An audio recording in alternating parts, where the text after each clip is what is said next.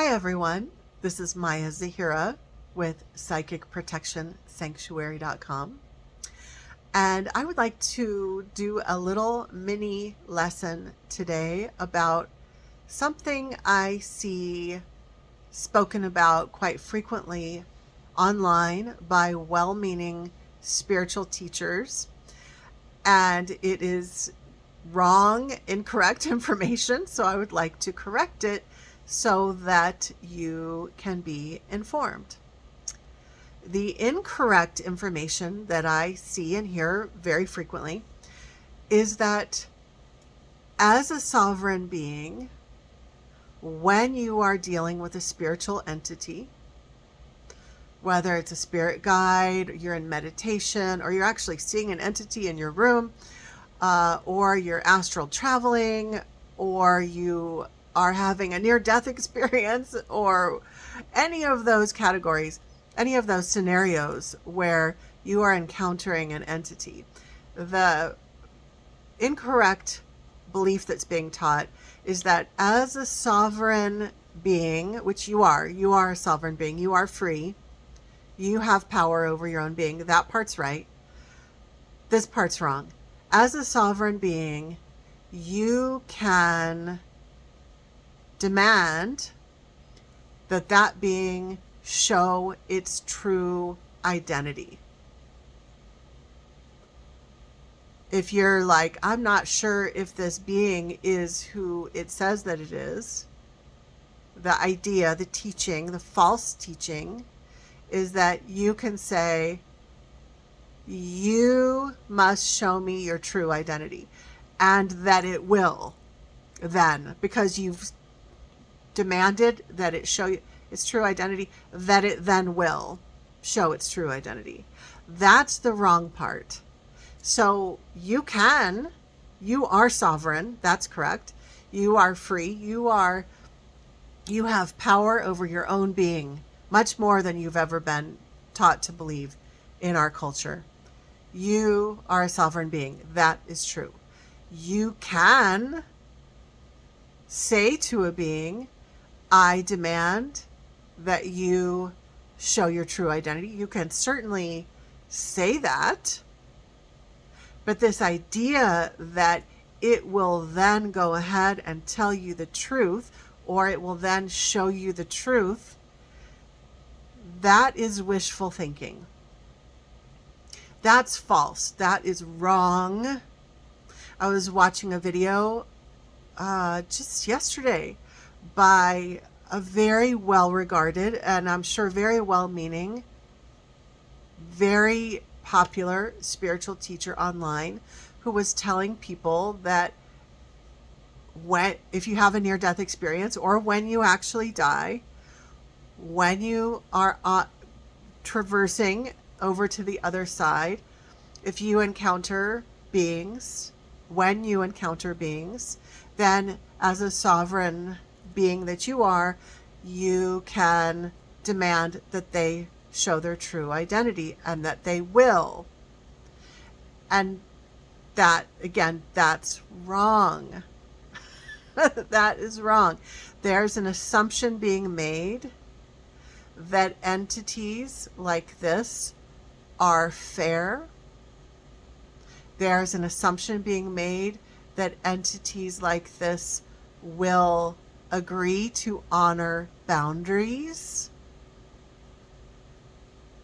There's an assumption that entities like this will be honest when you set a boundary. So let me ask you this.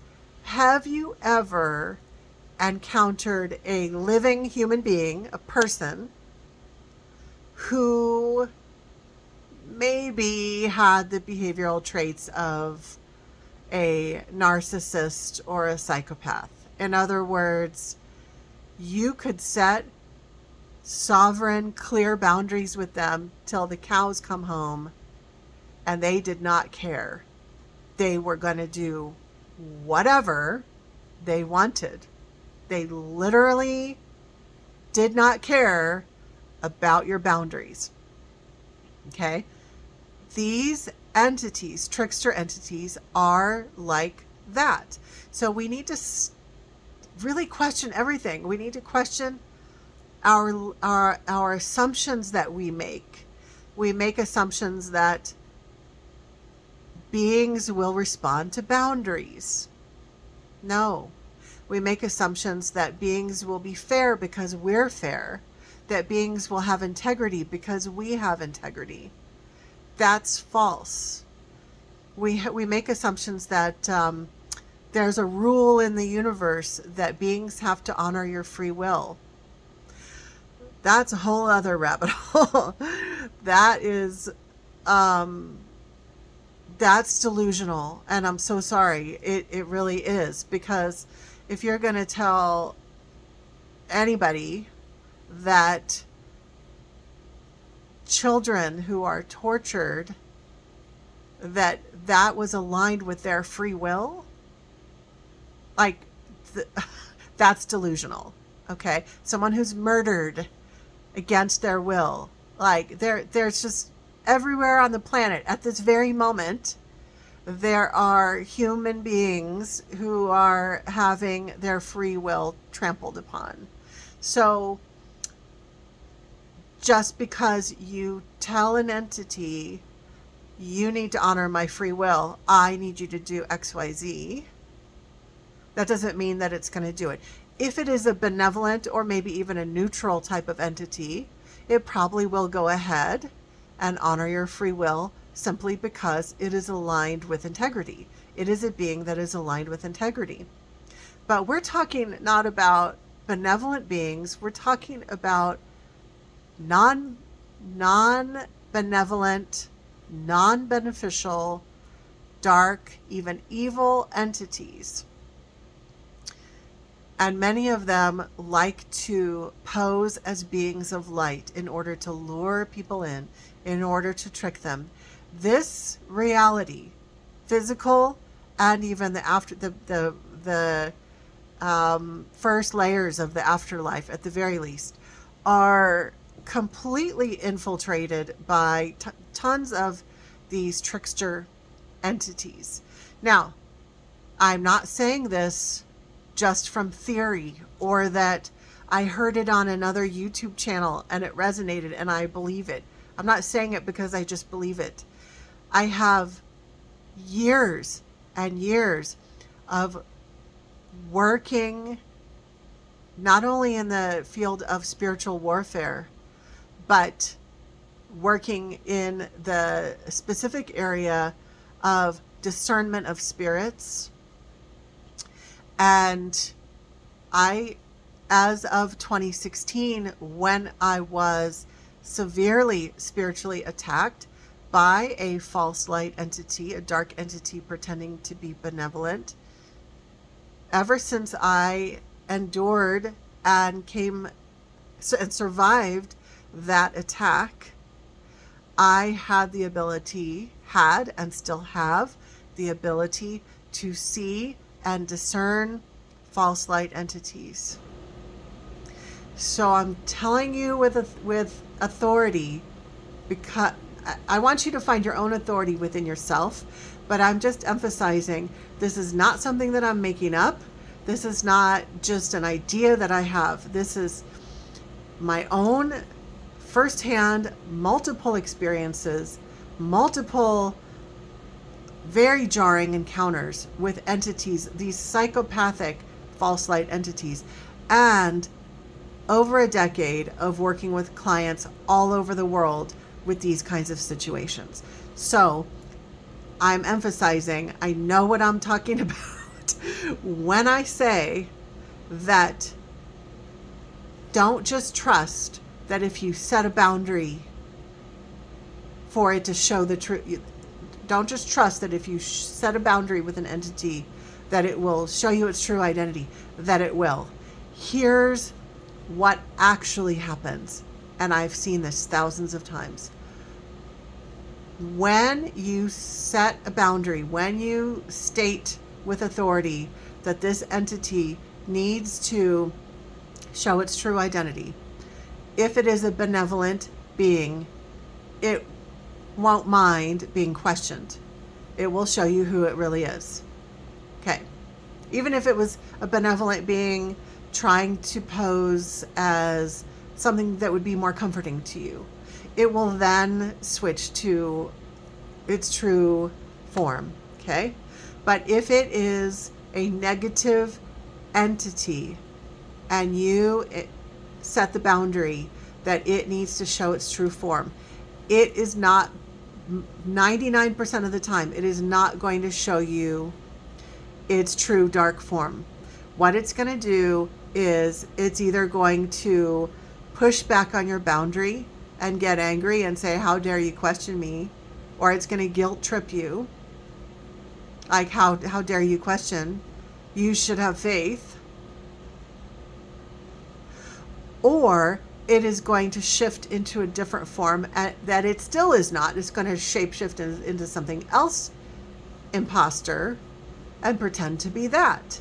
And I've literally seen false light entities shift into something and then something else and then something else. And it just goes, pretends to be, just goes down the list. Pretends to be all sorts of things.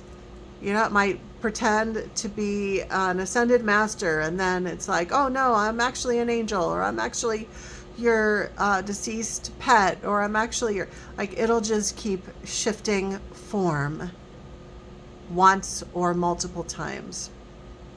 So it's not going to show you its true form. It's just going to be a trickster. Trickster's going to trick. That's what they do. So I'm sorry to be the bearer of bad news to tell you this, that setting that boundary, setting that declaration, must show me your true form. In theory, it sounds great. I used to believe it. I thought it was a good practice.